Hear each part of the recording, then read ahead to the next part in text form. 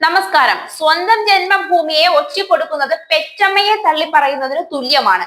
സ്വാർത്ഥ ലാഭത്തിനു വേണ്ടി, അധികാര കസേരകൾക്ക് വേണ്ടി രാജ്യത്തെ ഒറ്റിക്കൊടുത്താലും വേണ്ടില്ല എന്ന കോൺഗ്രസ് നിലപാടുകളോട് പുച്ഛമാണ് തോന്നുന്നത്. നീണ്ട കാലഘട്ടം ദില്ലിയുടെ സിംഹാസനത്തിൽ ഇരുന്ന് ജനങ്ങളെ പിച്ചച്ചട്ടി എടുപ്പിച്ചിട്ടും മതിയായിട്ടില്ല കോൺഗ്രസിന്. ഇപ്പോ അങ്ങാടിയിൽ തോറ്റതിന് അമ്മയോട് എന്നതുപോലെ ഇന്ത്യയിലെ ജനങ്ങളെ പൂർണ്ണമായും ഇല്ലായ്മ ചെയ്യുവാൻ വിദേശ ശക്തികളെ കൂട്ടുപിടിച്ചിരിക്കുകയാണ് പപ്പു. നേരത്തെ തന്നെ ശതകോടീശ്വരനായ ജോർജ് സോറോസുമായി കൂട്ടുപിടിച്ച് ഇന്ത്യയിലെ പാവ സർക്കാരായി രാജ്യത്തെ തീരെഴുതി കൊടുക്കാൻ കോൺഗ്രസും കൂട്ടരും ഗൂഢലക്ഷ്യമാസൂത്രണം ചെയ്യുന്നുണ്ട് എന്നതുപോലെയുള്ള പല നിഗമനങ്ങളും പുറത്തു വന്നിരുന്നു. കോടീശ്വരനായ ജോർജ് സോറോസിന്റെ സംഘടനകൾ രാഷ്ട്രീയ കാര്യങ്ങളെ സ്വാധീനിക്കാനും ഇന്ത്യയുടെയും ബംഗ്ലാദേശും ഉൾപ്പെടെയുള്ള ഒന്നിലധികം രാജ്യങ്ങളെ അസ്ഥിരപ്പെടുത്താനും വിദേശ രാജ്യങ്ങൾക്കും സാമ്പത്തിക സഹായം നൽകുന്നതിന് US ഏർപ്പെടുത്തിയ അന്താരാഷ്ട്ര വികസന ഏജൻസിയിൽ നിന്ന് $260 മില്യൺ സ്വീകരിച്ചതായി റിപ്പോർട്ട്. ഇതിലേക്ക് ഇന്ത്യയിൽ നിന്ന് കോടികൾ കൈമാറിയത് രാജീവ് ഗാന്ധി ഫൗണ്ടേഷൻ ആണ്. രാജീവ് ഗാന്ധി ഫൗണ്ടേഷൻ എന്ന് പറയുമ്പോൾ തന്നെ മനസ്സിലായി കാണുമല്ലോ അതിന്റെ അമരത്തും അണിയറയിലും ആരൊക്കെയാണ് എന്ന്. പിന്നെ അല്ലേലും സോണിയാഗാന്ധിയെ പറഞ്ഞിട്ട് കാര്യമില്ല. ഇന്ത്യയോട് നന്ദി കാണിക്കേണ്ട എന്ത് കാര്യമാണ് സോണിയയ്ക്കുള്ളത്?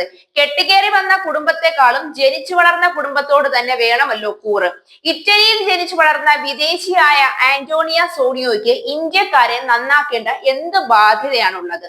പക്ഷെ അതുപോലെയാണോ രാഹുൽ നിങ്ങളുടെ ഒക്കെ കാര്യം? പിറന്ന വഴി ഇന്ത്യയോടൊരു രക്തബന്ധമൊക്കെ ഇല്ലേ? അതിന്റെ ഒരു നന്ദിയെങ്കിലും കാണിക്കേണ്ടേ?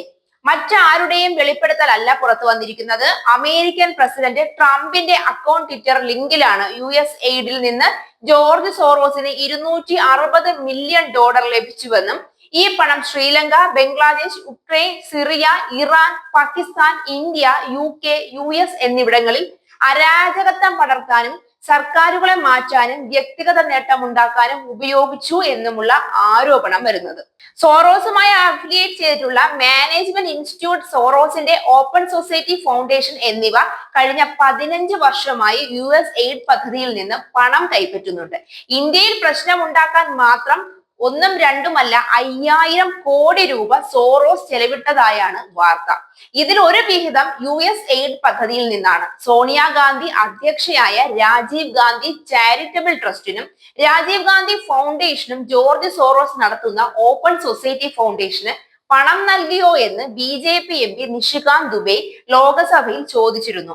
ഓവർസീസ് കോൺഗ്രസ് പ്രസിഡന്റായ സാം പിട്രിയോഡോയ്ക്ക് പണം നൽകിയോ എന്ന ചോദ്യവും ഉന്നയിച്ചു.